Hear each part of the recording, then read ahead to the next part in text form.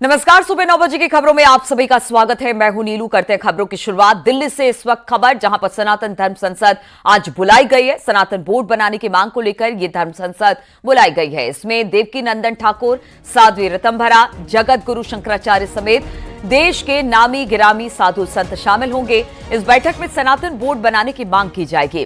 साथ ही श्री कृष्ण जन्मभूमि को अवैध कब्जे से मुक्त कर भव्य मंदिर निर्माण की मांग भी यहां पर उठने वाली है। तमाम सियासी दलों से इसे लेकर समर्थन भी मांगा जाएगा। देवकी नंदन ठाकुर ने इस धर्म संसद में कांग्रेस अध्यक्ष मल्लिकार्जुन खड़गे, एसपी अध्यक्ष अखिलेश यादव, कांग्रेस सांसद राहुल गांधी, बीजेपी अध्यक्ष जेपी नड्डा समेत देश के कई आला नेताओं को भी आमंत्रित किया है। तो आज धर्म संसद का आयोजन दिल्ली में हो रहा है, जहां पर तमाम साधु संत जुड़ेंगे। कई ऐसे मुद्दे हैं जिस पर आज इस बैठक में चर्चा होने वाली है। बातचीत करने के लिए पवन गौर इस वक्त हमारे साथ जुड़ गए हैं। पवन, आज जो धर्म संसद बुलाई गई है उसमें मुख्य तौर से कौन कौन सी ऐसी बातें हैं जो उठाई जाएंगी, और कहा जा रहा है बहुत सारी पॉलिटिकल पार्टी के बड़े नेताओं को भी इसमें आने का न्योता मिला है। दोपहर को 1 बजे से दिल्ली में सनातन धर्म संसद का आयोजन किया जा रहा है। उसमें देवकी नंदन ठाकुर समेत तमाम जो देश के बड़े साधु संत हैं वो इस धर्म संसद में शामिल होने वाले हैं।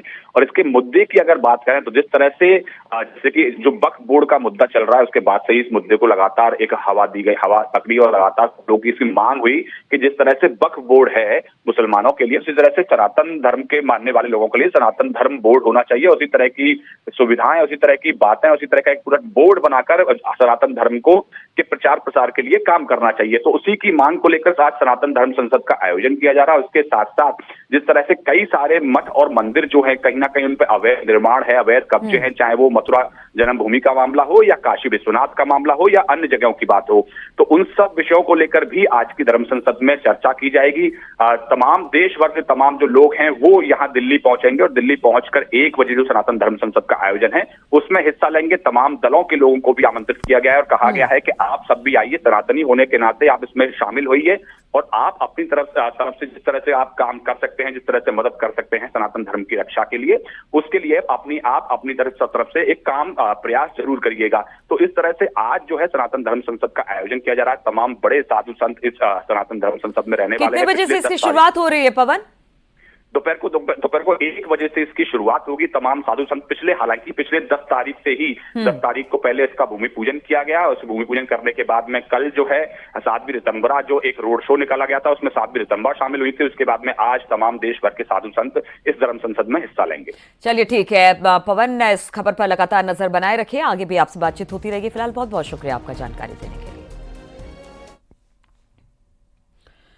और ग्रेटर नोएडा से खबर, जहां पर बेनेट यूनिवर्सिटी में हंगामा मच गया। छात्रों के ऑनलाइन खाना मंगवाने का समय यूनिवर्सिटी ने तय कर दिया है। 11 बजे के बाद ऑनलाइन फूड डिलीवरी नहीं हो पाएगी। यूनिवर्सिटी के इस फैसले से नाराज छात्रों ने गेट पर हंगामा खड़ा कर दिया। सैकड़ों की संख्या में छात्र इकट्ठा हुए और बवाल खड़ा किया। तो बेनेट यूनिवर्सिटी का, जो कि ग्रेटर नोएडा में स्थित है, बताया जा रहा है कि यूनिवर्सिटी प्रशासन ने कहा कि जो कैंपस है उसके अंदर 11 बजे के बाद किसी तरह के खाने की डिलीवरी नहीं की जाएगी। इसी के बाद जो छात्र वहां पर पढ़ाई कर रहे थे उनका हंगामा फूटा। यूनिवर्सिटी के इस फैसले से नाराज छात्रों ने गेट पर जबरदस्त हंगामा किया। सैकड़ों की संख्या में छात्र इकट्ठा हुए और बवाल किया। उनका कहना है कि ये सही नहीं है। खाना हम चूंकि रात भर पढ़ते हैं, स्टूडेंट्स हैं, और ऐसे में अगर एक समय तय कर दिया जाएगा तो हमारे लिए बड़ी दिक्कत हो जाएगी। और इसी को लेकर ये छात्र इस तरह से यूनिवर्सिटी कैंपस के गेट पर खड़े होकर हंगामा करते दिखाई दिए। बातचीत करने के लिए हिमांशु शुक्ला इस वक्त हमारे साथ फोन लाइन पर जुड़ गए हैं। हिमांशु, बेनेट यूनिवर्सिटी में हालांकि हमने देखा है कि कई ऐसे यूनिवर्सिटीज हैं जिनके कैंपस में एक समय निर्धारित किया गया है कि उसके बाद ना आप बाहर जा सकते हैं या बाहर का कोई सामान अंदर आ सकता है, लेकिन बेनेट यूनिवर्सिटी में क्या कहा गया यूनिवर्सिटी प्रशासन की तरफ से जिसके बाद इतना हंगामा हुआ? देखिए, बिल्कुल जाहिर तौर पे ये ग्रेटर नोएडा बेनेट यूनिवर्सिटी के बाहर सैकड़ों छात्र ने हंगामा किया देर रात, और वजह बताई गई कि वो ऑनलाइन फूड मंगाते थे जिसको यूनिवर्सिटी ने 11 बजे के बाद एंट्री देने की बात की थी, एंट्री नहीं देने की बात की थी, और इसी को लेकर छात्र नाराज थे। उनका कहना था कि वो देर रात पढ़ते हैं और ऐसे में जब खाने की आवश्यकता होती है, जरूरत होती है, भूख लगी होती है, तो वो ऑर्डर अगर मंगाएंगे नहीं तो कैसे खाना खाएंगे, या भूखे रहेंगे। इसी को लेकर कुछ छात्रों में नाराजगी थी और धीरे धीरे हॉस्टल के जो तमाम लोग थे और जो स्टूडेंट्स थे वो सभी लोग इकट्ठा हुए, जिसको लेकर हंगामा हुआ। हालांकि पुलिस मौके पर पहुंची और ये नियम यूनिवर्सिटी की तरफ से ही तय किया गया था कि रात 11 बजे के बाद किसी भी डिलीवरी बॉय को अंदर एंट्री नहीं दी जाएगी, और इसी को लेकर छात्र नाराज भी थे। जी।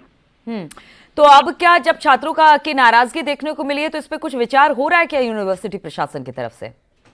देखिए, जाहिर तौर पे क्योंकि देर रात का प्रकरण है और पुलिस मौके पर पहुंची थी, पुलिस बल ने पहले छात्रों को समझाया और उसके बाद इस पर निर्णय लेने के लिए आज की बात की गई है। लेकिन फिलहाल कल देर रात तक ये हंगामा हुआ, जिसमें छात्रों को समझाकर उनको उनके हॉस्टल और आवास पर उनको भेज दिया गया था। जी ठीक है हिमांशु, बहुत बहुत शुक्रिया आपका जानकारी देने के लिए।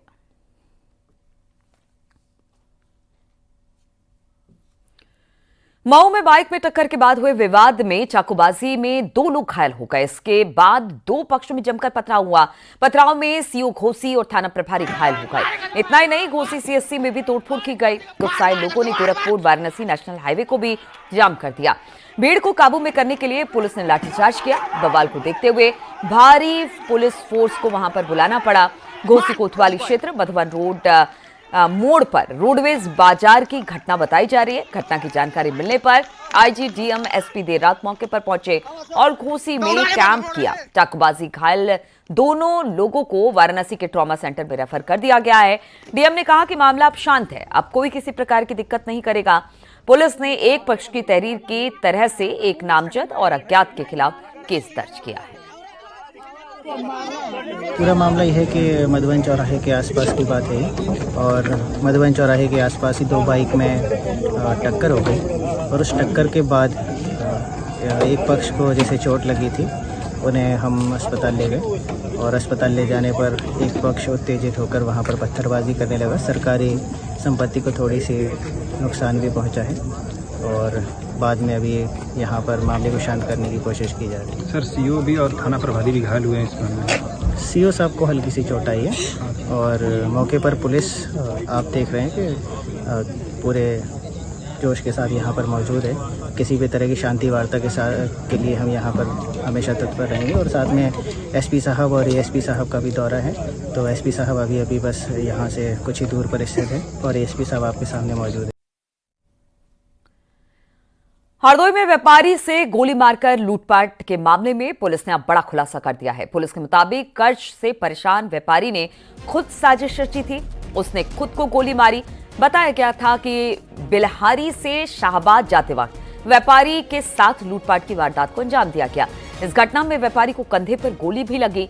पीड़ित ने बताया कि लुटेरे गोली मारकर उसके साथ पास से 1 सोने की चेन, 3 सोने की अंगूठी और 1,20,000 रुपए लूट कर लेकर गए, जिसके बाद व्यापारी को अस्पताल में भर्ती करा दिया गया था। पुलिस का कहना है कि व्यापारी के साथ लूट की वारदात नहीं हुई ही नहीं है, बल्कि उसने अत्यधिक कर्जा होने के चलते उसने खुद ही इसकी साजिश रची और फायरिंग की वारदात को अंजाम दिया।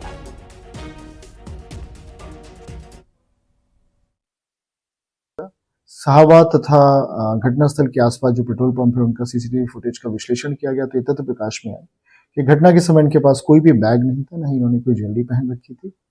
साथ ही साथ जो घटनास्थल के पास का पेट्रोल पंप है उसके फुटेज से क्लियर है कि घटनास्थल पे ये 10 मिनट में इन्होंने 3 राउंड लगाए थे और बहुत ही इनका जो बिहेवियर उस समय था बहुत ही संदिग्ध बिहेवियर था। जब ये तथ्य उनके सामने लाए गए तो उन्होंने स्वीकार किया कि वो मानसिक अवसाद से ग्रसित है। इनके ऊपर कई लोगों का कर्जा है और ये डिप्रेशन में है, इसी कारण उन्होंने ये घटना स्वतः कारित की।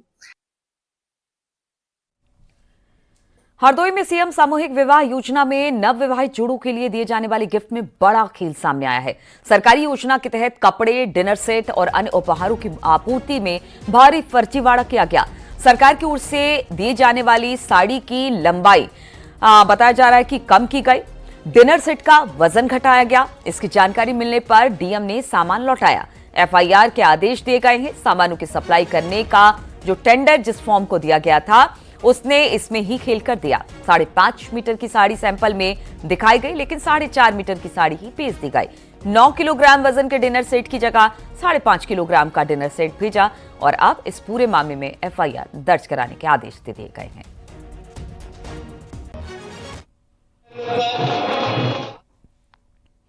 उत्तर प्रदेश उपचुनाव में सीएम योगी धुआंधार प्रचार कर रहे हैं। आज सीएम योगी 4 विधानसभा सीटों पर उपचुनाव के लिए प्रचार करेंगे। प्रयागराज की फूलपुर विधानसभा के लिए सीएम योगी बीजेपी उम्मीदवार दीपक पटेल के समर्थन में जनसभा को संबोधित करेंगे। इस जनसभा में उत्तर प्रदेश लोक सेवा आयोग के खिलाफ आंदोलन चलाने वाले कुछ छात्र सीएम का धन्यवाद करने के लिए पहुंच सकते हैं।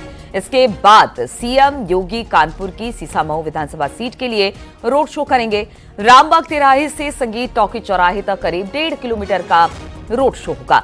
बीजेपी उम्मीदवार सुरेश अवस्थी के पक्ष में माहौल बनाएंगे। अलीगढ़ की खैर विधानसभा में सीएम योगी दोपहर 3:20 पर जनसभा को संबोधित करेंगे, जहां पर वो जनता से बीजेपी उम्मीदवार सुरेंद्र दिलेर को वोट देने की अपील करेंगे। शाम को गाजियाबाद में सीएम योगी बीजेपी प्रत्याशी के समर्थन में यानी कि संजीव शर्मा के समर्थन में रोड शो करेंगे।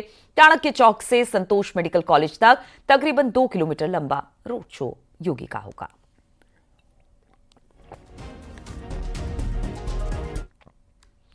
समाजवादी पार्टी के अध्यक्ष अखिलेश यादव आज मीरापुर विधानसभा में जनसभा करने वाले हैं। यहां से एसपी ने सुंबुल राणा को चुनावी मैदान में उतारा है। सुंबुल राणा के समर्थन में अखिलेश यादव जनसभा करेंगे। अखिलेश की जनसभा ककरौली गांव में होने वाली है।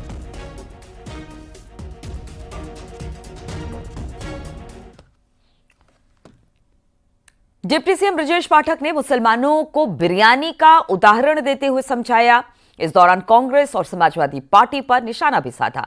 उन्होंने कहा कि बगैर तेजपत्ते की बिरयानी अच्छी नहीं लगती, लेकिन बिरयानी बनने के बाद तेजपत्ता अलग किया जाता है और कांग्रेस समाजवादी पार्टी ने यही काम किया आप लोगों के साथ। मुरादाबाद की कुंद्रा की विधानसभा में चुनाव प्रचार के दौरान उन्होंने ये बातें कही। अपने आत्मा की आवाज पर दिल की बात सुनिए। आपने इतने वर्षों तक इनकी पार्टियों को वोट देने का काम किया है, क्या कभी आपके काम ये आए हैं? क्या राजनीति में आपको आगे बढ़ाने का कड़ा जरूर लाने का काम करेंगे? बोलो लाएंगे कि नहीं लाएंगे तेजपत्ता? बोलो लाएंगे कि तेजपत्ता नहीं लाएंगे? लाएंगे तेजपत्ता। अब बिरयानी पकने के लिए चढ़ा दी, मसाले डाल दिए, तेजपत्ता भी डाल दिया। बगैर तेजपत्ता के बिरयानी अच्छी? बोलो भैया, बगैर तेजपत्ता के बिरयानी अच्छी बनेगी? बोलो जरा, बनेगी? नहीं बनेगी। अब हमने प्लेट में तरस दिया, बिरयानी पक गई है। अब आपने खाना शुरू किया, सबसे पहले क्या करेंगे? बिरयानी के पत्ते को चाट करके अलग रख देंगे कि नहीं बताना? आपका हाल यही है, बड़े मियां मैं कहने के लिए आया।